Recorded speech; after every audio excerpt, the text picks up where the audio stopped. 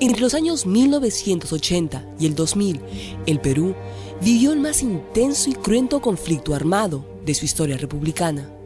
Si eso no es guerra, ¿ya qué? Pues debimos haber reconocido que era nuestra guerra por la democracia, nuestra guerra por los derechos humanos. En esa época no había reglas. Cuando le dijimos, pero ¿y el derecho internacional humanitario? Nada, no hay nada. No hay regla. La regla la ponen los terroristas. Si los terroristas nos matan por la espalda a nosotros los matamos también a ellos. Fue el general Carlos Mauricio. Pensar que el mismo gobierno, quien es el encargado de velar por la seguridad e integridad de los seres humanos, fue el asesino, pero en una forma tan cruel, tan cobarde que no tiene nombre.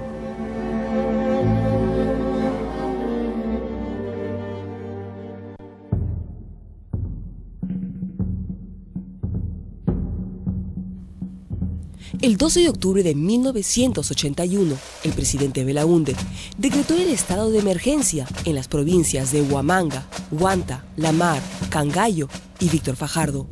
Ese mes se enviaron los primeros destacamentos de la policía para enfrentar la amenaza subversiva. Lograron importantes capturas en esos primeros años, deteniendo a decenas de militantes de Sendero Luminoso, como Edith Lagos. El Sinchi fue visto como el abusivo, el torturador, el violador, a quien la población aprendió a temer. No eran una fuerza que conocía la idiosincrasia comunal, campesina, y por lo tanto se comportaba como fuerza de ocupación.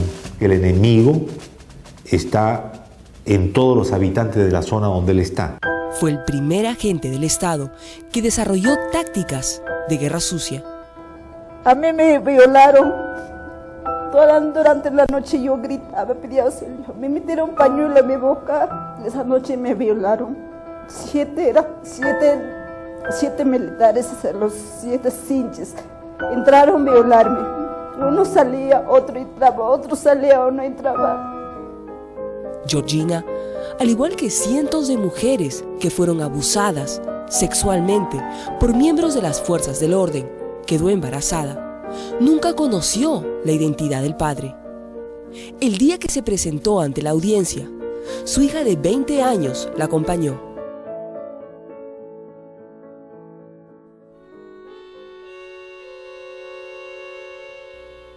Muchas veces los policías actuaban en represalia o venganza.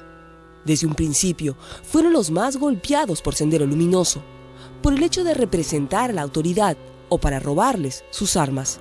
Las fuerzas policiales eran blancos fáciles al no estar acuartelados. Cientos de efectivos murieron en sorpresivos ataques contra los puestos policiales o en asesinatos selectivos. Escucho el estallido. Yo pensaba que era la llanta y era el primer impacto que me entra por la espalda. Siento que mi cuerpo se desvanece y comienza a sentir otro. O sea, uno hacía el de la espalda, uno acá, otro acá. Y el tiro de grasa que me entra por el ojo derecho me sale por la sien izquierda, que quema el nervio óptico izquierdo.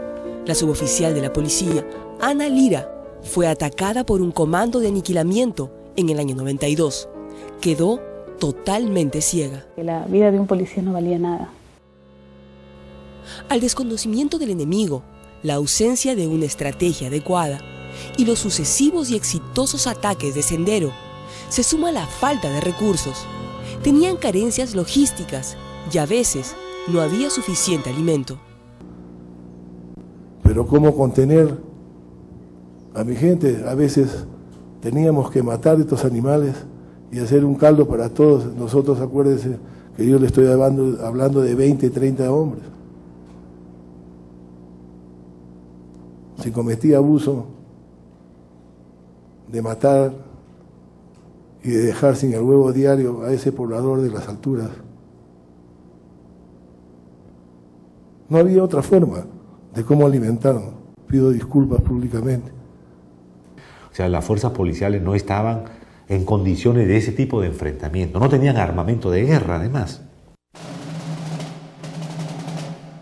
A partir de diciembre del año 1982, los comandos político-militares asumieron el control absoluto de las zonas declaradas en estado de emergencia. Un país fragmentado, segmentado, en que los políticos se desentienden sistemáticamente del asunto de la seguridad interior y la defensa, y ese es un asunto militar.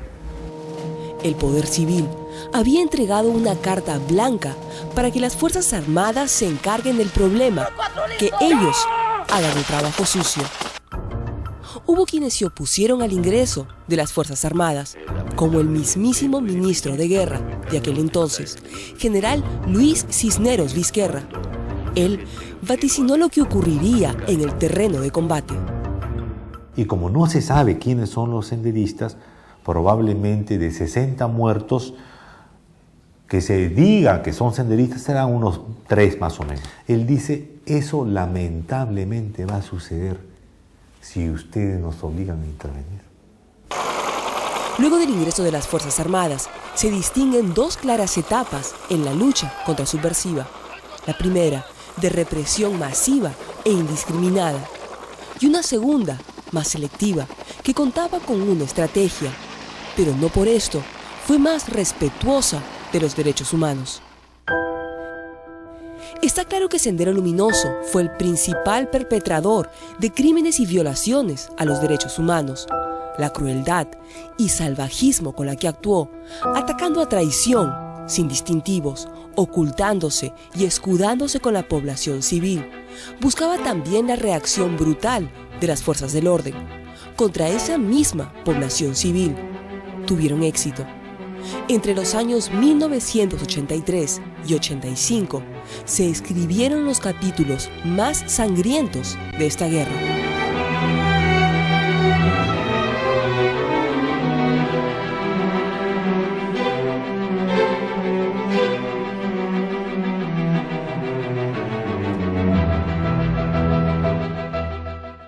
Fue un engaño en realidad, porque cuando llegaron los militares, ellos estaban bastante tiempo sometidos a Sendero.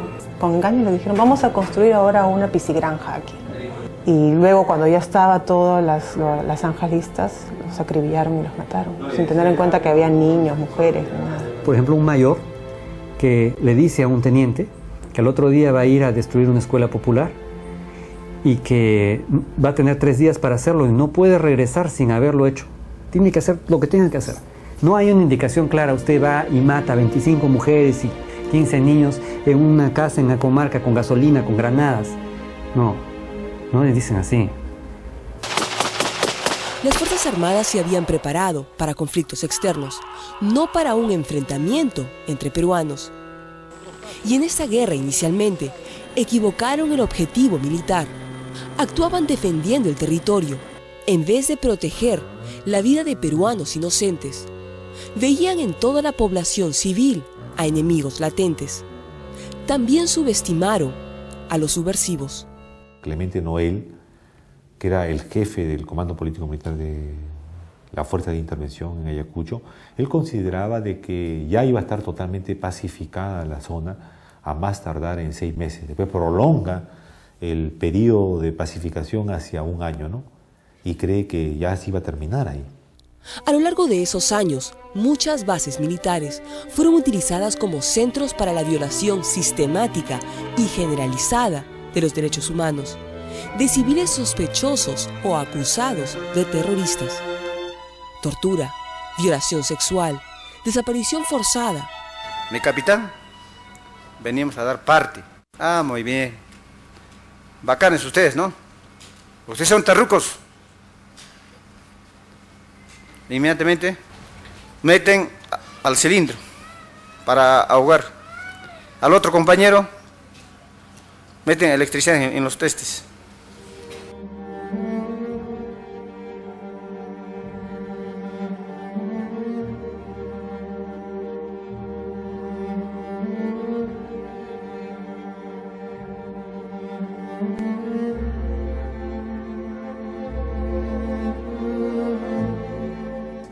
Una vez un general me dijo, a nosotros nos han matado 2.500, nosotros hemos ganado la guerra, ¿a cuántos cree que hemos matado? No encontrar su cuerpo de él, aunque sea un pedazo de su hueso, enterrando, para nosotros sería distinto.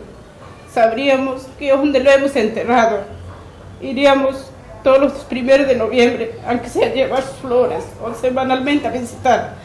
Pero en este caso, no sabemos qué han hecho a él, dónde lo han tirado, dónde lo han quemado.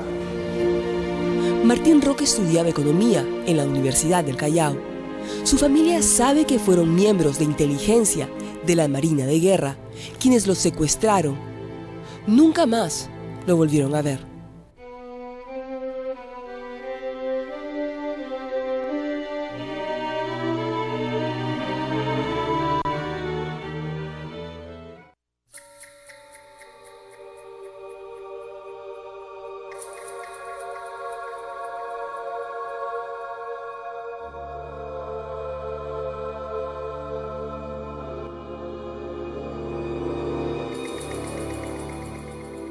Y agarrarlo, llevarlo a la base contrasubversiva, interrogarlo, torturarlo y matarlo y desaparecerlo, eso no puede ser un exceso. Ese era un patrón. En los años siguientes, y en medio de un conjunto de tensiones con el poder civil, las Fuerzas Armadas dieron inicio a una estrategia contrasubversiva que se inició en 1989. El éxito comenzaría a sonreírles, pero ¿a qué precio? La única forma de desestructurar a Sendero, de vencerlo, mejor dicho, es desestructurándolo, o sea, desactivando a sus organizaciones político-administrativas locales, desarticulando la red de apoyo. A partir de 89 entramos en una guerra de operaciones especiales. Por la década del 90, la guerra había alcanzado y golpeado a la capital, Lima. Para la mayoría de ciudadanos, parecía que luego de 10 años de conflicto, esta guerra recién comenzaba.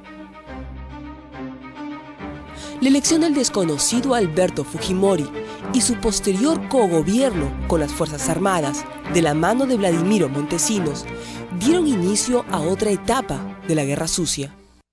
Allí es donde las operaciones especiales de inteligencia se criminalizan. El Servicio de Inteligencia Nacional, con el respaldo del Comando Conjunto, formó sus propios destacamentos para misiones especiales, como amenazas, chantajes, sobornos y actos terroristas contra oficiales disidentes u opositores políticos. Este proceso estuvo caracterizado por la actividad del Grupo Colina, responsable de casos como la matanza de Barrios Altos y la Cantuta. Una vez incursionados ya en este tipo de guerra sucia, se empleaban grupos operativos para dar protección al narcotráfico en el Frente Guayá. Había transcurrido más de una década y finalmente se alcanzaron algunos éxitos, pero a un costo demasiado alto. Se habían sacrificado y destruido miles de vidas de inocentes. Se habían ignorado los tratados y convenios de derecho humanitario y las autoridades habían fracturado el sistema democrático. El cambio de estrategia, la creación de los comités de autodefensa, las rondas campesinas y, ante todo, los avances en el campo de la inteligencia de la Policía Nacional, que a través de la DINCOTE y el GEIN permitieron la captura de Abimael Guzmán, dejando acéfala a la organización terrorista más sangrienta que existió alguna vez en el Perú.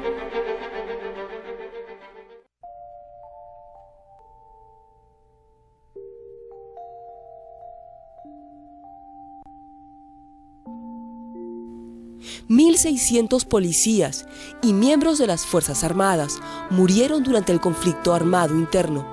Cientos quedaron mutilados, discapacitados y viven con las secuelas de esa guerra. Hemos aprendido a luchar contra las amenazas internas, las amenazas de nuevo tipo en general, de otra manera. Han combatido, pues, han hecho las cosas mal y bien.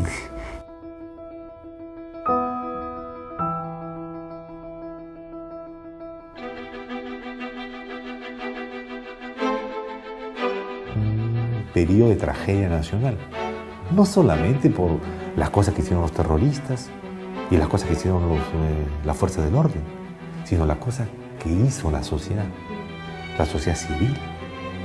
Por eso es una época de vergüenza nacional. Tenemos que avergonzarnos cómo nos hemos comportado.